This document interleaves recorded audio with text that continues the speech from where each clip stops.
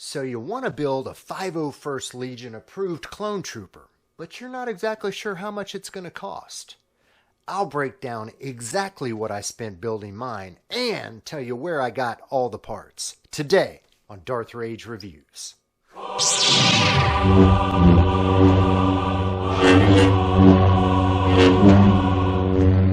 is with you, young Skywalker.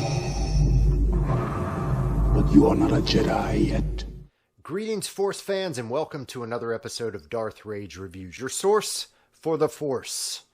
As always, guys, business first. Take a second, if you haven't, please click that subscribe bell, hit the subscribe button, hit the notification bell, so you're notified when I'm dropping videos. I drop them all the time. I like to think that I put a lot of good stuff out there, and the only way you'll be notified about it is if you hit that notification bell. So please, it's completely free. I'll give you a second. Just go ahead and do it.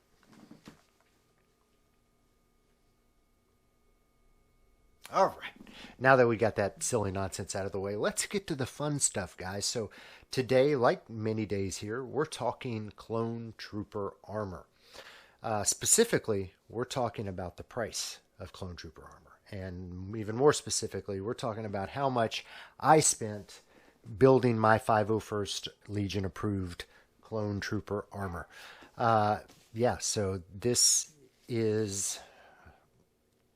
I got to tell you, it is an expensive venture. Really, there's no kind of way around that. You're going to end up spending some money if you're wanting to put something together like this for 501st approval.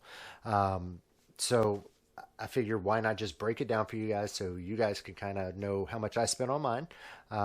And if you wanted to get into this kind of thing, just so you kind of have an idea of what you would be spending as well. So we'll break it down into parts. And the first part, when you're building an armored character, is going to be the armor. But alas, that is, sometimes not even the most expensive stuff involved in this. So the armor itself, I got my armor from a shop called 850 Armor Works. They're actually located very close to my house, about 30 minutes away in Pensacola, Florida. So I purchased my armor. I actually got part of it from a friend of mine, and then some upgraded pieces parts that I bought from 850 Armor Works. Their armor on their set for a set of clone armor, I think it's somewhere around $600 on their site. Plus a rubber belt and strap kit, which I also have, is like another $150. So I think it'd be about $750 to get what I've got if you were going straight from them. I managed to finagle, because I got most of it from a friend of mine that was, selling it secondhand. All told, for the rubber belt, the armor, unfinished pieces, for me, out of pocket, was $600. So $600 got me basically all the shell, pieces, and the rubber straps for the elbows, the shoulders, the knees, and the rubber belt. $600 out of pocket. And that's all for completely unfinished armor. So that's piece one. Piece two was the helmet. And so the helmet I got was a resin cast helmet kit from a gentleman known as Chris the Prop Guy. He's out of Australia. He does full armor. He does helmets. He does a lot of different stuff.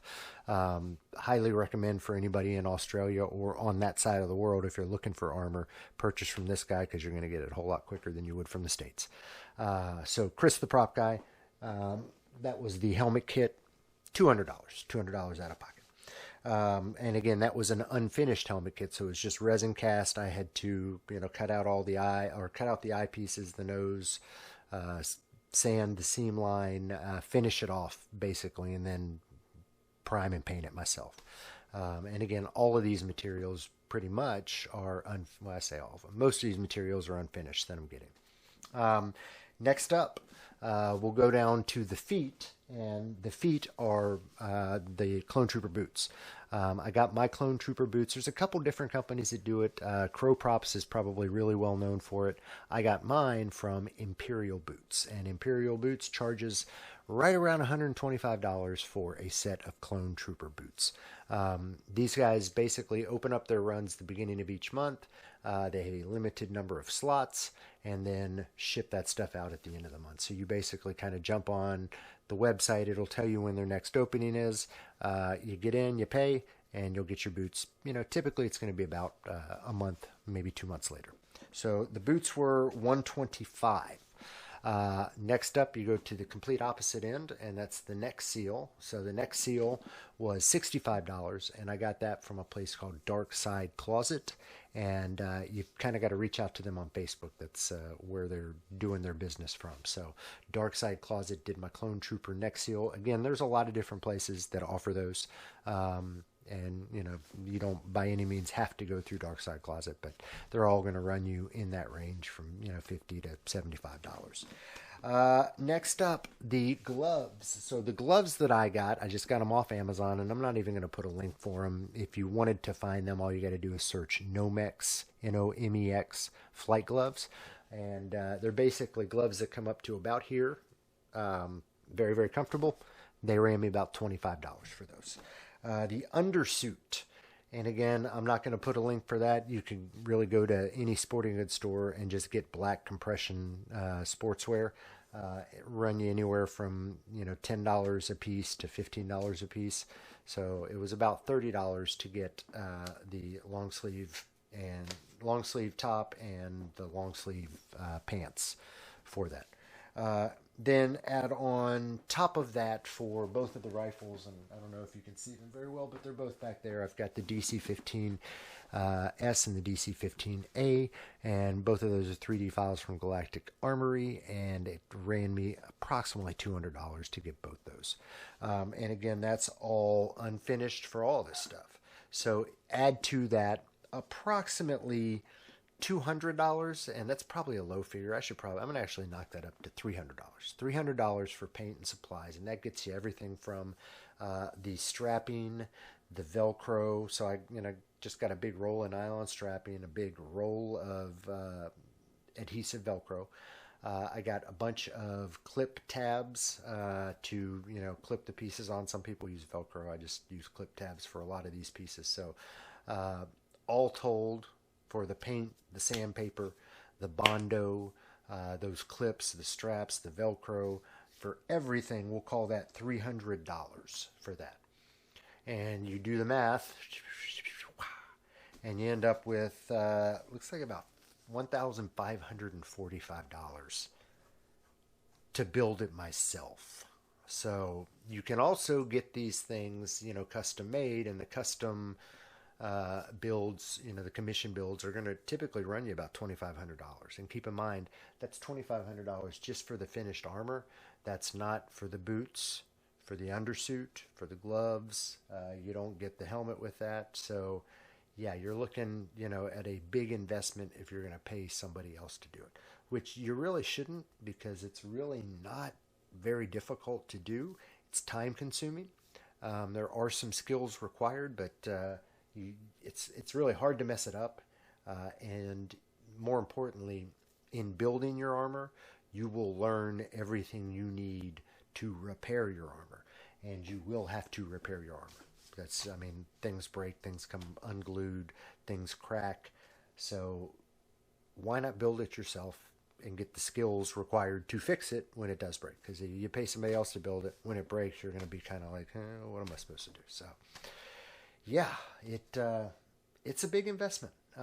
If you're wanting to do a movie realistic clone trooper, or really, any armored trooper, it's going to cost you about that.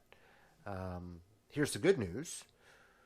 So let's say I decided to do another clone after this, then a lot of it, depending on the clone character, I can probably reuse the boots, reuse the whole undersuit, reuse the neck seal, reuse the gloves. So I can make a whole other clone for, like a $700, $800 investment.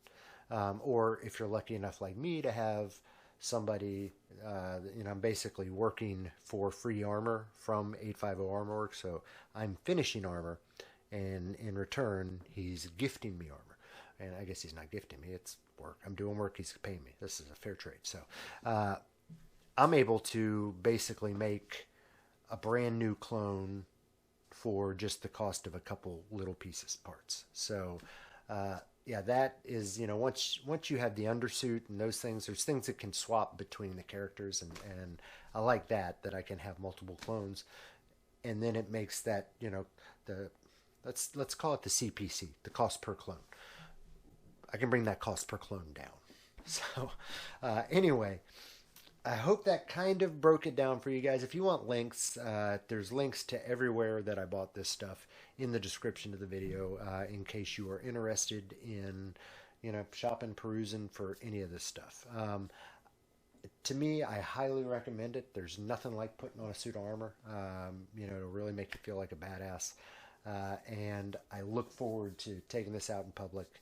I've got a couple events coming up in Florida, so hopefully I'll have some videos around that as well. So if you want to get into building a clone, just know you're looking at probably more than a $1,500 investment, but you're going to end up with something cool like this afterwards. So you do the math, you do the weighing. Is it worth it to you? I hope this answered those questions, guys, and I hope you enjoyed this video. If you did, please like it, drop a comment down there. As always, I am Darth Rage. This is Darth Rage Reviews, your source for the Force. The circle is now complete. When I left you, I was but the learner. Now I am the master.